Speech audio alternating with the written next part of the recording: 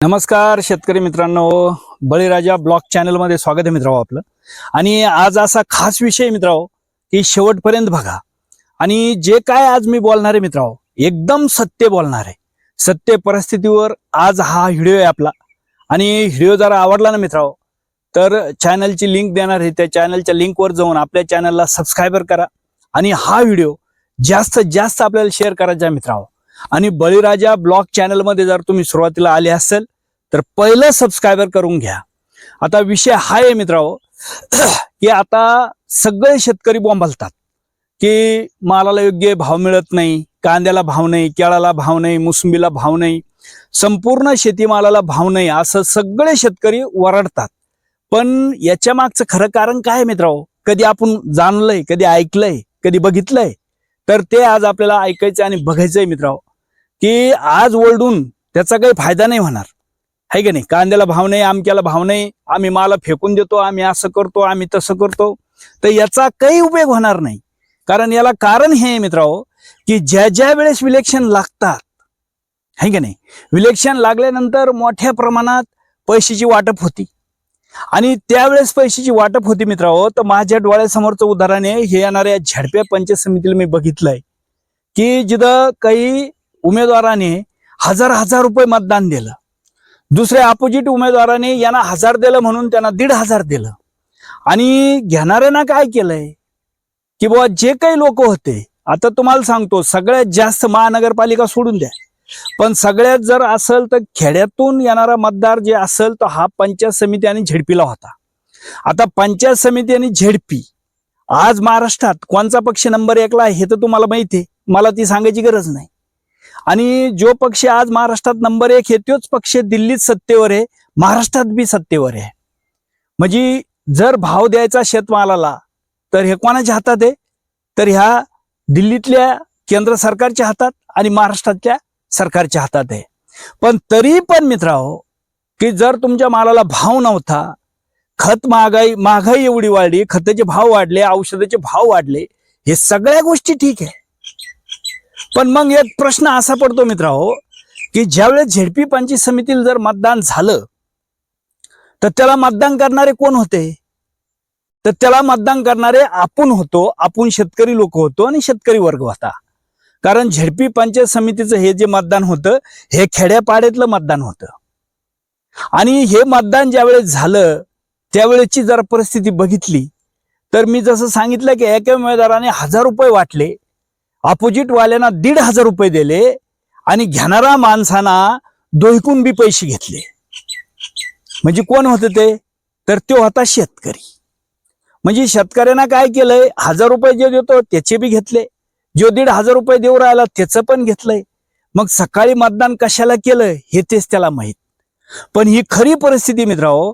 आणि जर आपण आता बोंबलतोय की आमच्या मालाला भाव नाही, कांद्याला भाव नाही, घ्या आता 1000-1500 रुपये घेऊन तुम्ही ज्यावेळेस मतदान केलंय तर आता बोंबलून आणि ओरडून फायदा काय? सांगा ना, काय फायदा आहे? म्हणजे याला जे ना मित्रांनो, याला कारण फक्त शेतकरी आहे, याला जबाबदार तुम्ही आणि आम्ही आहे, लक्षात घ्या। कारण आपल्या शेतमालाला जर भाव नव्हता तर डायरेक्टली जे पक्ष सत्तेतला होता त्या पक्षाच्या विरोधात जाऊन मतदान जर केलं असतं तर त्या पक्षाला एक चपरक बसली असती। कारण त्यांना समजलं असतं की बाबा खेड्यातून मतदानाची लाट आपल्या विरोधात आहे, म्हणजे याचा अर्थ का शेतमालाचे भाव हे आपल्याला व्यवस्थित द्यावा लागतील, हा त्याचा अर्थ होता, हा त्याचा अर्थ निघला असता किंवा त्याने ते समजून घेतला असता। पण तसं झालं नाही मित्रांनो की आपण 1-1, 1,500 रुपये घेऊन धनाधन शिक्के मारले। आणि आज जो पक्ष, मी जसं सांगितलं की जो पक्ष आज दिल्लीत सत्तेवर आहे तोच पक्ष आज महाराष्ट्रात सत्तेवर आहे, त्याच पक्ष आज नंबर 1 ला झेडपी आणि पंचायत समितीला आहे। मग याला जबाबदार कोण आहे? तर आपण आहे।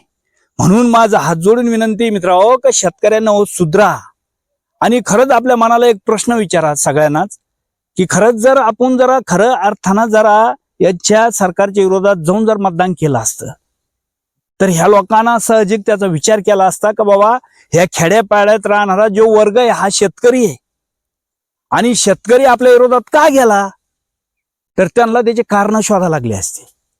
आणि ते कारण त्यांना सहज मिळाले असते की बुवा मालाला भाव नाही, एकीकडे खत, बियाणं, औषधं याचे भाव वाढल्यामुळं शेतकरी नाराज आहे.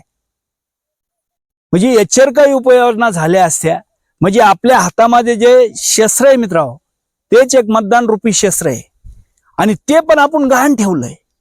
लक्षात घ्या, शेतकरी आपण किती एकजूट तर होत नाही आणि जर झालो तर यांना मोर्चा फिरच्या काढून काही होत नाही. कारण आपण बघितलं हरियाणा, दिल्ली मधल्या जे दिल्लीच्या बॉर्डरवर हरियाणा, पंजाब मधले शेतकरी एक एक वर्ष जाऊन बसले. 700 ते 800 शेतकऱ्याचे तिथं बलिदान गेले तरी स्वामीनाथन आयोग नाही लागू झालं. लक्षात घ्या. आणि त्यांनी आपली नसवळ केली कारण त्यांना माहीत झालेलं आहे हे भाव बिव द्यायची गरज नाही. फक्त ऐन टायमाला नोटा वाटायच्या. शेतकरी एक एक 1.5 हजाराला बी हापकलेला आहे. घेतय करतय मतदान. मग तुम्ही किती बोंबलले मी किती बोंबललो, मग फेस पडला तर त्याचा काय उपयोग होणार. तर त्याच्यासाठी की आपल्याला पहिलं सुधरा लागेल. ही जी गोष्ट आहे ना मित्रांनो, ही तुम्ही साधं समजू नका या गोष्टीला. कारण आपल्या हातामध्ये जी ताकद आहे ना ते मतदान, आणि आपल्याजवळ दुसरं काहीच नाही. मतदान रूपी आश्रय ते जर आपण सोयीचं जर वापरलं तर त्यावेळेस ह्या लोकांवर चपरक बसन. भलं ती सरकार कोणत्याही पक्षाचं असो, पण ज्या वेळेस ते आपल्या शेतकऱ्याच्या विरोधात जात असेल तर त्या वेळेस शेतकऱ्याच्या मध्ये एवढी ताकद पाहिजे की ते सरकार बदलायची ताकद आपल्या शेतकऱ्यामध्ये पाहिजे. पण तसं आपलं होताना दिसत नाही. आज आपण 1000 रुपयात आपलं मतदान विकून टाकतो, 1-1.5 हजार रुपये घेतो आणि मग वर्षभर कांदे 10 रुपये किलो गेले का, 6 रुपये किलो गेले का, 2 रुपये किलो गेले का.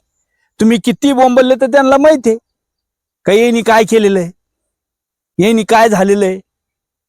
म्हणजे याच्यासाठी का सुधरा शेतकऱ्यांना. हो, आता सुधरायची वेळ आलेली आहे आणि आता जर नाही सुधारलो आपण तर लक्षात घ्या आपल्याला असंच आत्महत्या करून मारा लागणार आहे. याच्याशिवाय पर्याय नाही आहे. आणि पर्याय आपल्याकडे असताना लोकशाहीनं आपल्याला पर्याय दिलेला आहे, पण आपण त्या लोकशाहीच्या पर्यायाचा घात करू राहिलो. लक्षात घ्या. आणि काय बोंबालता, कोणत्या तोंडाला बोंबालता. भाव नाही, कसा भाव मिळणार. अरे 1000 रुपये घेऊन तो मतदान केलंय, तेव्हा तर ते रुमाला गळ्यात घालून हिंडलाय आणि आता कोणत्या तोंडानं भाव मागतोय. कसं देणार सरकार भाव. अरे सगळी सरकारनं पोचटकी ओळखली तुमची. म्हणजे शेतकरी म्हणून जर पुढे यायचं असेल, शेतकरी जर असेल आणि खरंच जर शेतीची काळजी असेल तर ह्या गोष्टी आपल्याला कराव्या लागतील. लक्षात घ्या. आणि जोपर्यंत आपण ह्या गोष्टी करत नाही मित्रांनो, तोपर्यंत कोणताही सरकार ठेपेर येणार नाही. सरकार आपल्यामुळं सरकार आहे, सरकारमुळे आपण नाही. लक्षात घ्या.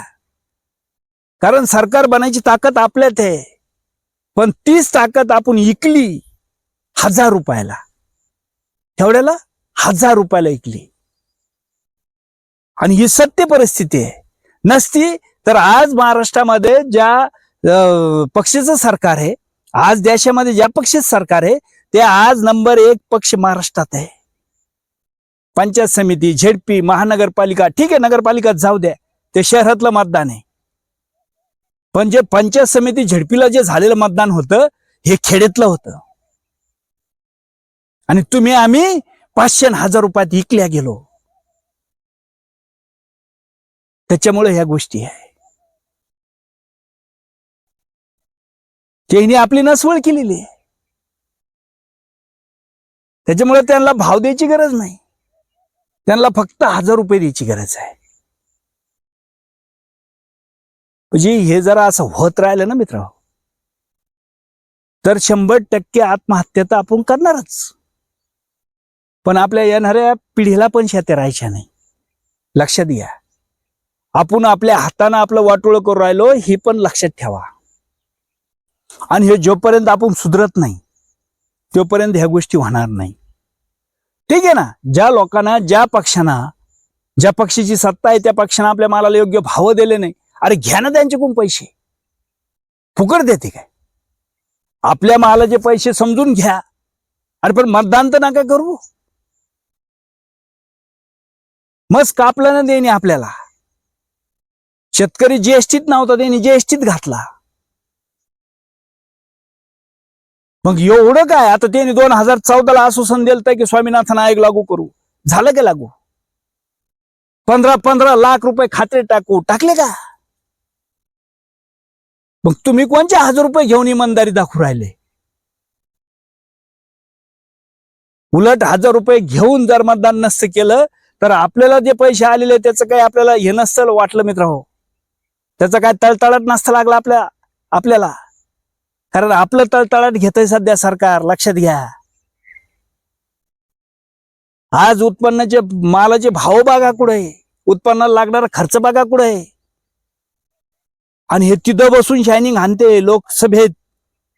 8 पट उत्पन्न केलंय आम्ही शेतकऱ्याचं, ढेकळ. ते केंद्रीय मंत्री शिवराज पाटील चव्हाण 8 पट उत्पन्न झालं म्हणतंय शेतकऱ्याचं.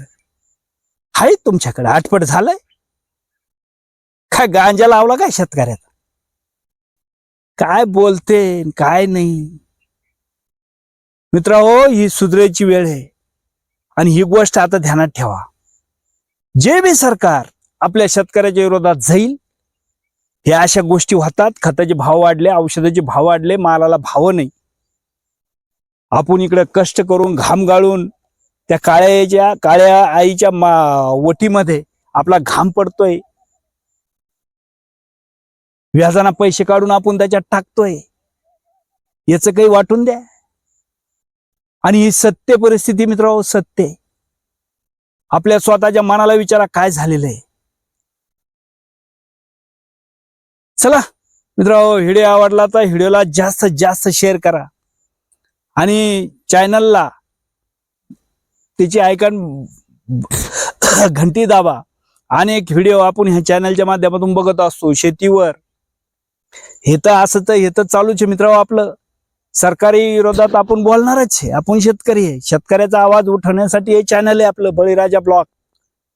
आणि अनेक पिकाचे पण आपण ह्या माध्यमातून बघत असतो. तर चला मित्रांनो, आणि खरंच मी लय कळकळीनं बोललेलो आहे मित्रांनो. एवढा व्हिडिओ जास्तीत जास्त शेअर करा आणि आपल्या मनाला प्रश्न विचारा, खरं काय त्याचं उत्तर तुमचं मन तुम्हाला देईन. चला, जय जवान, जय किसान, जय महाराष्ट्र.